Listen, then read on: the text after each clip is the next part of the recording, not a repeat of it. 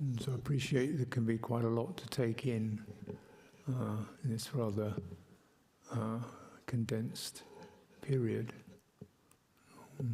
But hopefully some of these reflections and suggestions will provide some key points that you can continue to explore and turn your attention around.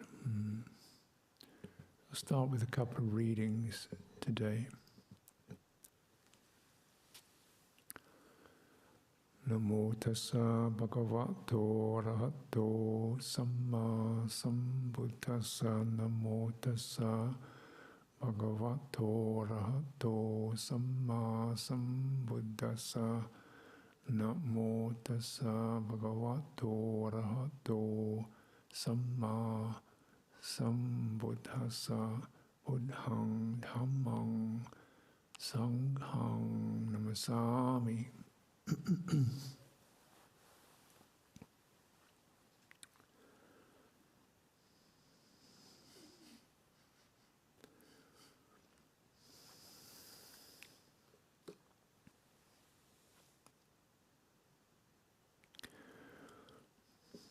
So I'll begin with this from the Numerical Sayings, Book of the Sixes, Sutta 10. Mahanama,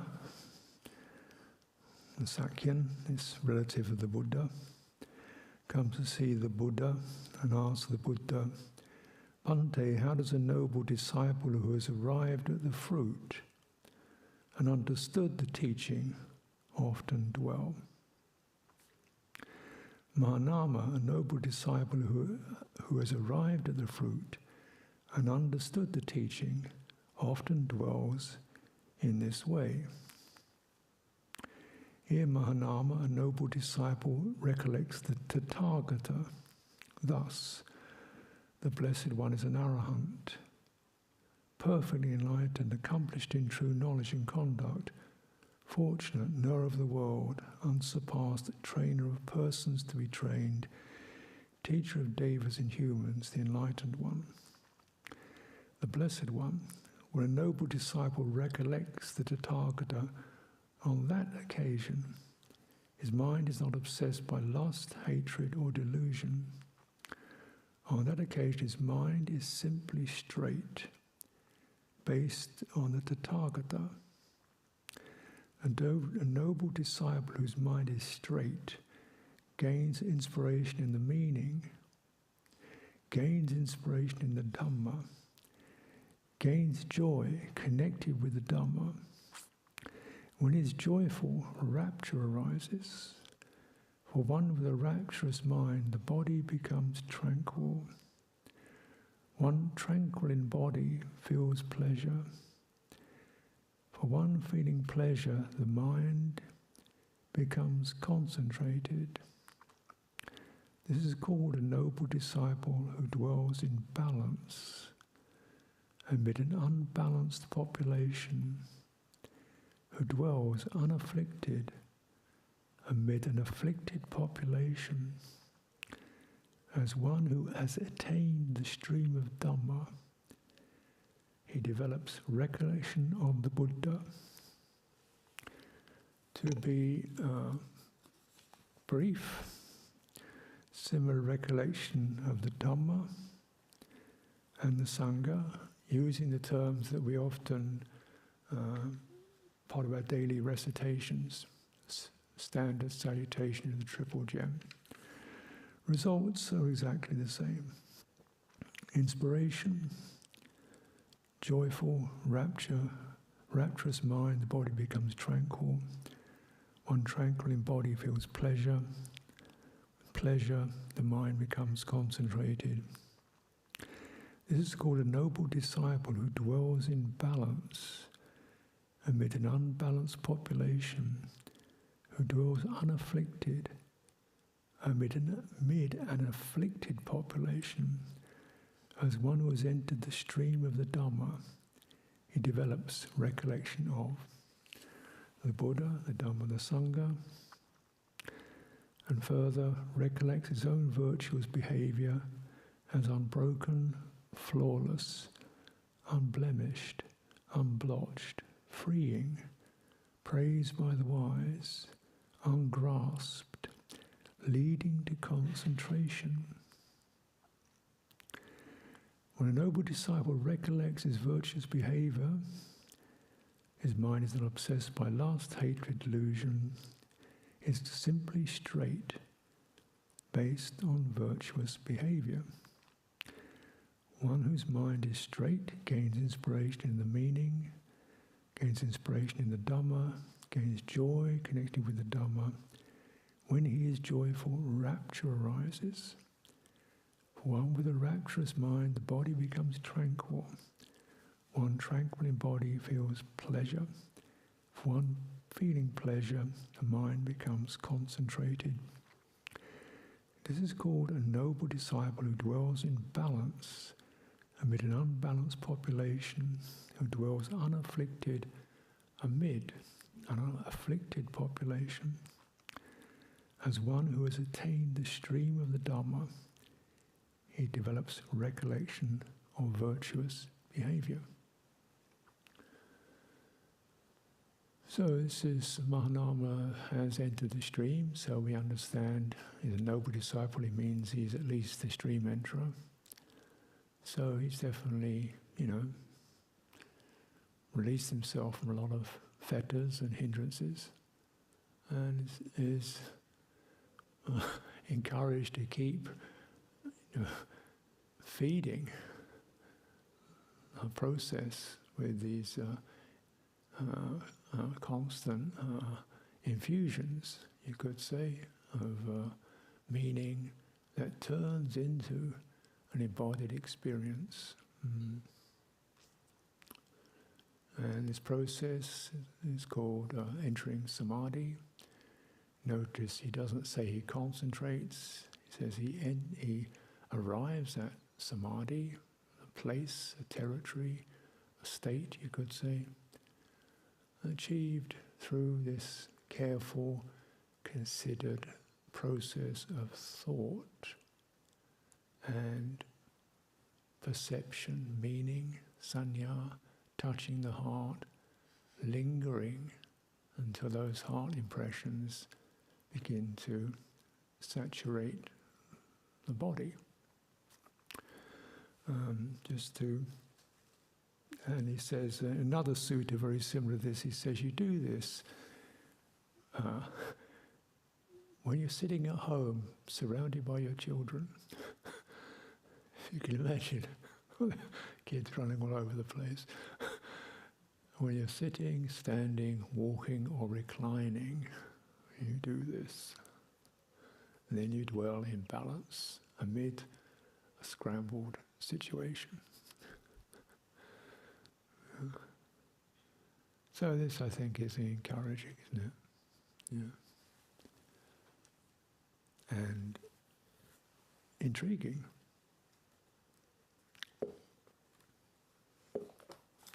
Shows the power of this process when the mind, thinking mind, feeling heart, and body link up. It says right in the midst of all this chaotic stuff, you can feel very steady, comfortable, balanced. Lovely term, balance, isn't it? It's just kind of poised, in your presence, not wavering, not shaken, but not kind of gripping anything, not tight, and not kind of defending yourself from everybody else, but just in all that, feeling, straight, uplifted quality. So a similar vein, but it adds a little more detail.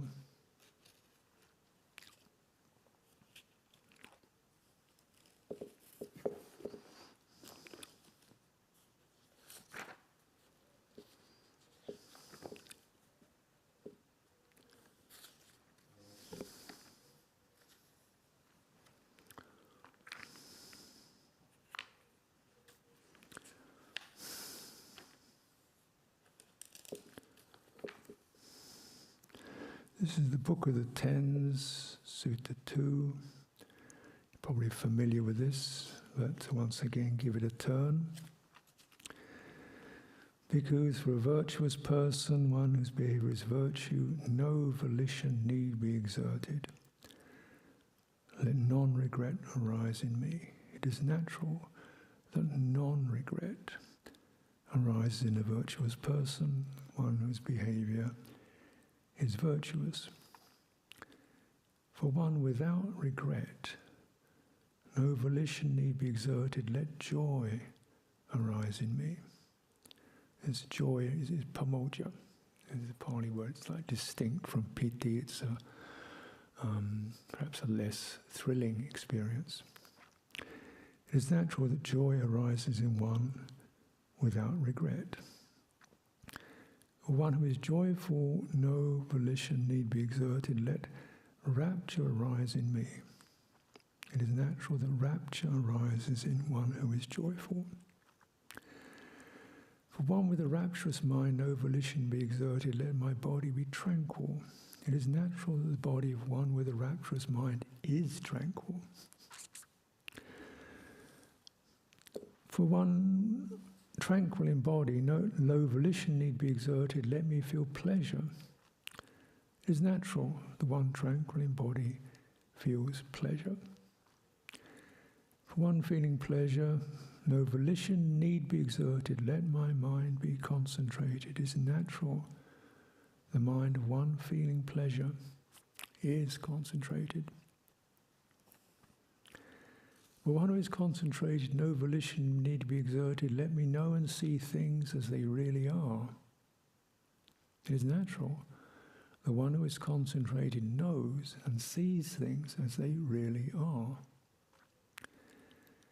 For one who knows and sees things as they really are, no volition need be exerted. Let me be disenchanted and dispassionate.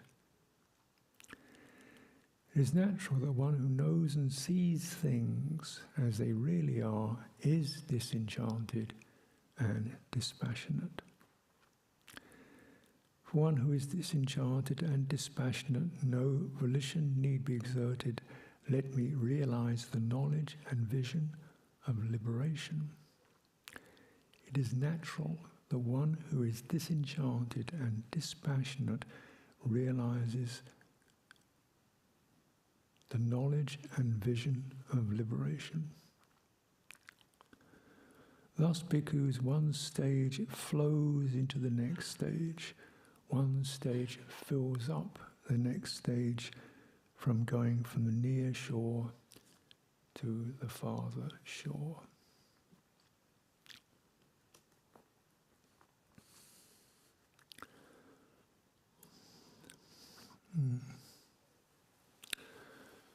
So certain things come to mind.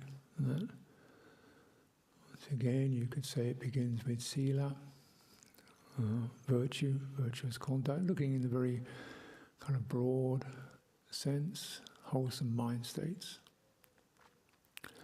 Developing wholesome mind states with regard to behavior, relationships, ways one thinks, regards others, with non-abuse, non-contempt, non-brutality, loving kindness, and so forth. This is not just about obeying rules. It's about generating and using the world, using one's relationships with others in the most positive way as possible.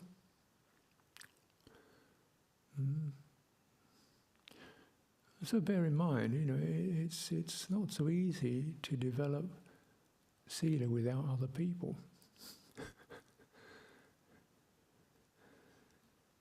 You can think about non-harming and non-violence and non-anger, but really it works and it pays off when you're actually with other people, because that's where you do the field work. Otherwise it's just a nice idea.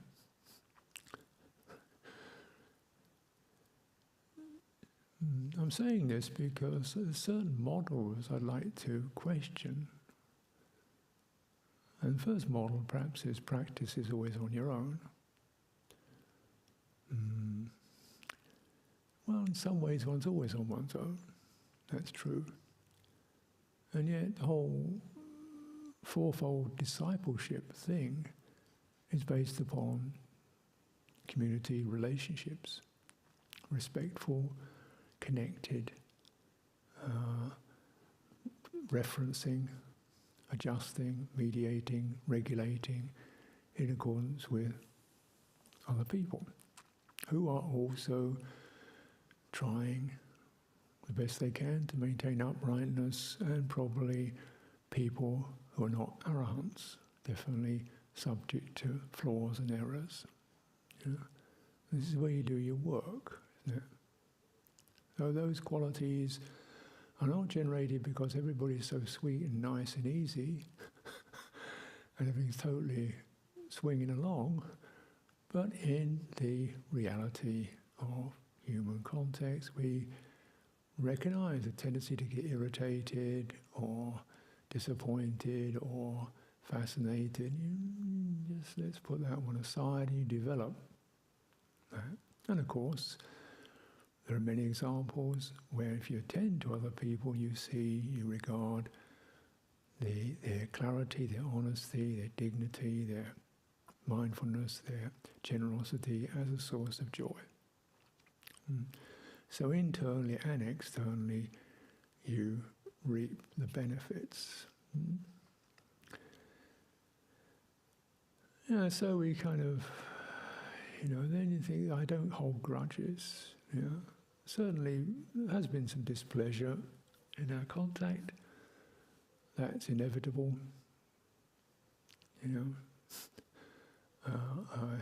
I ask forgiveness, I forgive, because that just cleans out the regret. Otherwise I've got this stuff stuck there. And if we do this with the people we're living with, then we also begin to bear in mind those people who walk into our hearts from 10, 15, 7, 25, 40 years ago. Why are they still there? We haven't actually done that work. Haven't found a case capable. Thought we could just ignore it or brush it off or it's all past. No, it's never past. Past is never past until you've resolved it. You can't just keep kicking the can down the road. And certainly one bears in mind one's own misdemeanors and recollects them and, uses them as a recognition of the need for vigilance, and I have put that aside. So letting go of the guilt and so forth. And then this heart is then quite clean and uplifted. If we don't do this, we can muddle along, but really heart isn't expanded. You see what I mean? When we allow the heart to expand, to be touched by the presence of others and by people in the past, then, then in a way you have to deal with stuff, but the result is your heart is pretty expanded. And it's a much broader and more comfortable place to be rather than when you're kind of huddling in for that quiet spot.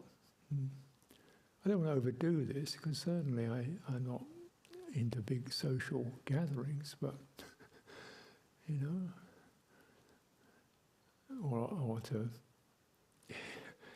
just to use a situation to rejoice and enjoy the beauty of others and one's own clarity and so forth. So a sense of pamoja and a modana, mudita. All these mudita come from the same root word, to linger in and savour. And therefore, that savouring and lingering in is an important feature. So there's training here, because of course, a high-speed literate mind doing all kinds of facts and figures and strategies and spreadsheets doesn't really do lingering and savouring, because it's getting on to the next piece of data. And this is pretty much how I would suggest most of us are programmed, to move on to the next thing, to complete the sentence before we've actually spoken it, and the next, that kind of jumping on. So just that sense of pulling the thinking mind back. And how does it feel? This is called vitakka vichara, or clearly moderated vitakka vichara. The vitakka, you actually bring something to your attention, and then vichara, you linger in it to get the qualities. What's that happening?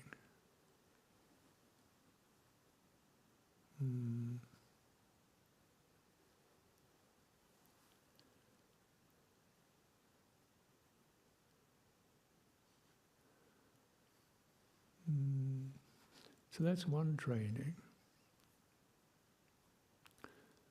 It's a slowing down, and the receptivity faculty, not just the directive, but the receptive.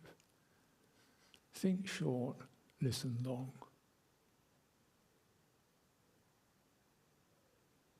You feel that? Maybe nothing much. A little flicker. Try again. Encourage. What if that wasn't there? If there wasn't that sense of, oh, that was good, what would be there instead? Oh, I'm going to hurry up. Oh, so tomorrow's coming. It's nice just to be free of that whirling on. Just to actually take the time, even if you're not getting kind of blissed out, but just to tether the thinking mind. And you get a kind of some feeling of the quality of steadying where I am and what's meaningful for me. Why does it mean anything? Why is goodness good? What does it feel like? So this is to be encouraged, because there is generally quite a profound disconnection between the thinking mind and the heart. And that has to be sort of understood and worked with, because if you've been dealing with a lot of data from age 5 onwards, then that connection to the heart is fairly weak. You just can't do heart connection on data.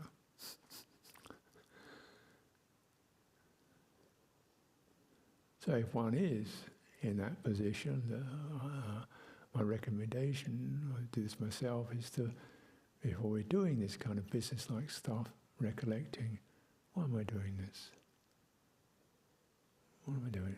For the welfare of the Sangha? To cultivate patience, to maintain steady effort, to to not shy away, to be resilient, resolute, patient for other people's welfare. Got it.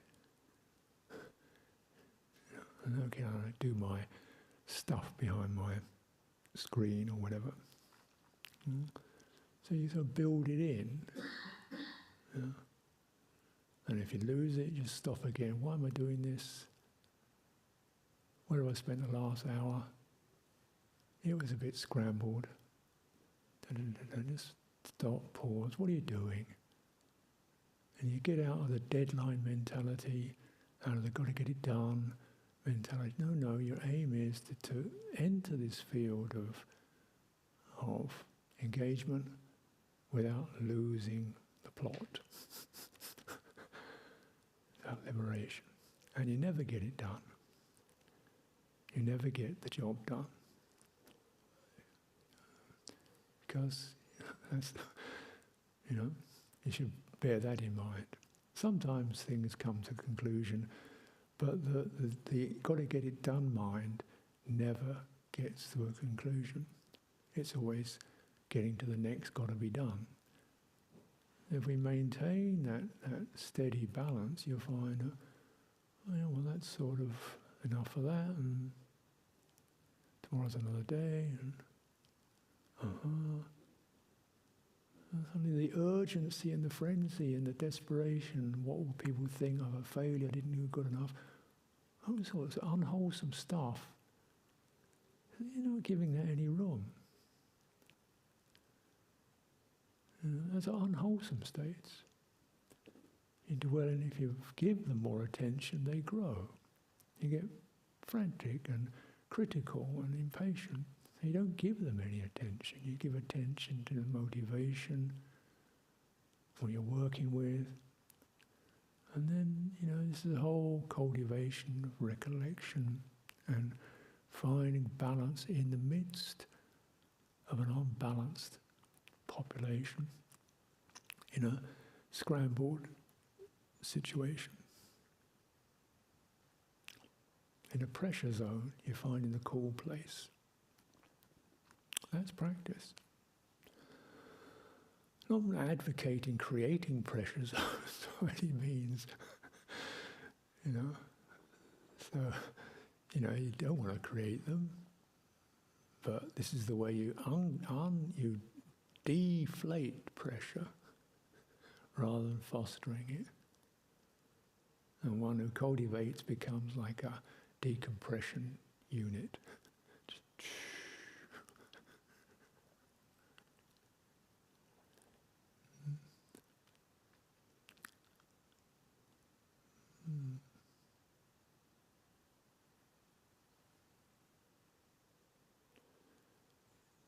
So the other, there's much can be trained in and reflected upon just in doing this. The other thing I'd like to bring to mind is the connection between the heart and the body. Again, this gets lost because by and large we refer to the body as the visual experience. What we see becomes extremely important. Or tactile sensations, discomfort, physical discomfort. And neither of these are to be fostered. In fact, the whole visual experience and physical experience is kind of discouraged. You have these contemplations of the unattractive aspects of the body, so you're pushing away from the visual external appearance distinctly. But at the same time, this whole teaching rests in mindfulness of body. And we notice, similarly, that in the Buddha's meditation instructions, he never refers to focusing on sensations. There's no mention of it. Sensations are fleeting, uncomfortable. There's issues around them. But then also, they don't belong, they kind of impinge upon the body. They're stabbing the coolness and so forth. So sensations are not something you want to linger on, but actually to ameliorate by decompressing the stress and the frustration and the passion that they can stir up. And this is done by moderating the body's energy, or if you like, put it simply, the body's nervous reactions, nervous system. And so, and this is where these qualities of the expanded heart, the uplifted heart, find a place to be felt. These are not sensations. These are, you could call them energies. But you certainly can feel them. Strong ones, probably. You feel very grateful and glad. Definitely you get some bodily flush. So we're looking at this body as a sensing system that senses not just sensations, but also qualities of wholesome mind states. And it's Yeah? And it says, standing, walking, sitting, reclining. So we're not just scrutinizing some little point on the body, but the whole body. What they all have in common, it's the whole body as a connected, functioning, integrated unit. This again is something to train in, because by and large, I suggest that many people find themselves, for one reason or another, not having a whole body, but actually most of the time dwelling in the head, or in certain inflamed areas, such as our shoulders and neck, where we've got a lot of that do-it energy. Not through physical pressure, but through nervous energy. I was talking to someone on retreat a little while ago, and I was saying to her, she was, "What's your job?" And as soon as I said her job, her shoulders shot up towards her ears. She went into a spasm. She had to lean over the back of the chair to try to get out of this grip. Because what happened is the connections between her head and her shoulders just suddenly seized up with the very thought of her job, which was, of course, management. So management processes tend to inflame the head, neck, and the eyes, and all that energy goes up there. So just even mentioning it, she went into a kind of spasm. Took about 5 minutes to get out of it. That's not a sensation. I could dwell upon this, but just recognizing that the people do get extremely negative embodied impressions associated with constriction and tension, in which they lose their legs, because legs, you sit in a chair, you travel on wheels, you lose your legs. Then you just got the upper bit, well, you don't really do much with your backside, so you lose that. Belly goes, lower back goes, you don't do much with that. Your back goes, it's just your face, your hands, maybe upper chest. And it's sitting on top of something that's kind of sort of there, but not really there. It's a very incomplete body. There's not much room there for the heart to expand. The heart is also constricted through pressure, as I've mentioned, stress and pressure. It's a constricted heart with a constricted body, and then you say, now concentrate. Focus on one point. And I see this is kind of pretty lethal, really. Because something's already constricted and tight, you then tighten it up to try to get into samadhi. And so, the Buddha didn't teach that. So just get your body to feel comfortable, relaxed and comfortable, the whole body, walking, sitting, standing or reclining. So it's all connected and it feels balanced. Sit with spine erect. Whole spine, not just the head, but from the crown down to the tail. So if you want to use a body meditation object, I'd suggest you probably begin with that, because that's where the Buddha begins.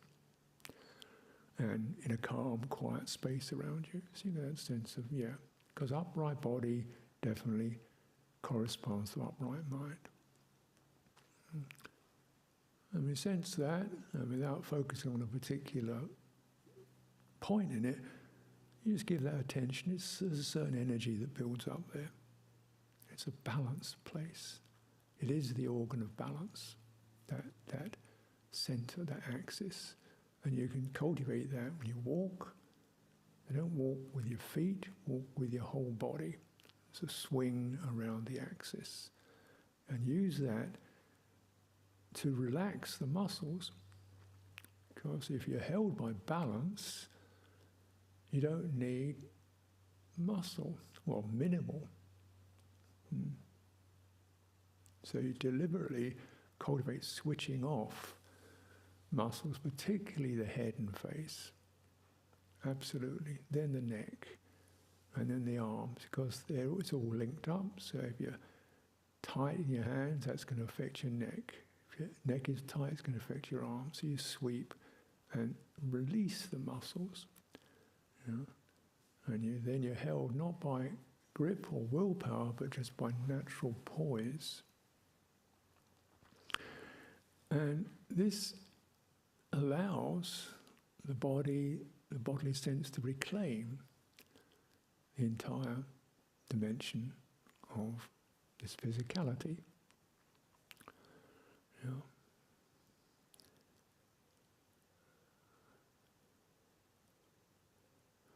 And then what are we focusing on? Well, we're receptive to that sense of balance, wholeness, fluidity, tranquility. Yeah? And then good mind states, good states of heart linger in that, and the ability to enjoy it is something to be developed. Again, it's another piece of training to linger, vichara, savor, and then enjoy. Means you take it in and enjoy it. And again, this is a little bit foreign, because normally we enjoy playing with things, or going for a drive, or watching TV, or having a chat. Yeah, enjoyable. But temporary, circumstantial. To enjoy one's own presence is going to be a lifelong treasure that goes with you day and night, if that can be cultivated. This again goes against some of the meditation paradigms which are a bit, in my mind, joyless. Focus hard, more effort needed, focus on tiny points, get the this and that and the other. Emphasis on discernment, which is certainly part of it, but very little mention of enjoying. We don't even consider it enjoying to be a legitimate experience. It's kind of foolish. The Buddha says, don't be frightened of this pleasure. Don't recoil from it. Enjoy. Linger. This is called jhana in this Buddha's presentation. So the body becomes saturated. Now, what is this body? So I've referred to it in several ways, and again, most of us would retain the impression of this figure that we see in front of us, or outline to it. This is my body, this thing that I see in the mirror, other people's bodies around, legs, fingers, and so forth. Yeah, Buddha doesn't teach it like that, though.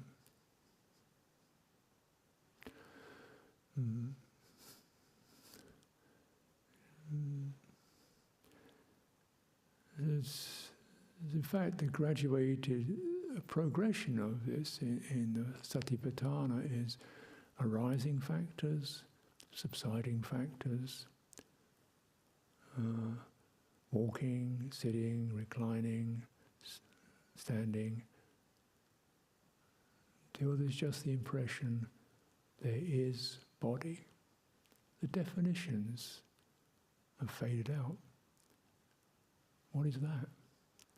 What's a body that's not defined by retained visual impression? What's a body that's not defined by tactile impressions? What's the boundaries of it? Does it have boundaries? What we see with our eye definitely does. What we feel, internally, externally, it crosses those boundaries, both internally and externally. It's a sense as a center, which is this upright axis and a kind of diffusive sphere, rather like the hearing. We don't hear to the extent of 3 feet away. Hearing extends in accordance with its capacity. We don't see things only as far as 6 feet and not 6 feet 1 inch. We see things in accordance with the capacity of the eye. And at a certain distance that becomes fainter and so on. Similarly, the body senses like that. It doesn't end at the skin. But certainly there's a territory those energies move through, which you experience as a kind of an edgy sense, which is the most tingly, vulnerable sense, which is the physical skin, but that arises within the embodied experience, not at the end of it. We can experience that sense of, the edge of this physicality as a sort of tingling, alert sense on edge, but that's not at the end of it. It's actually within it. That's a feature of it, right? And as your mind gets less fixated by that sense of individuality, Sakaya Ditti, as if you live inside a body. No, there are bodily factors that arise within awareness. Some are spacious, mobile, stable, warm, cool, and they fluctuate and oscillate. Body becomes waves of factors.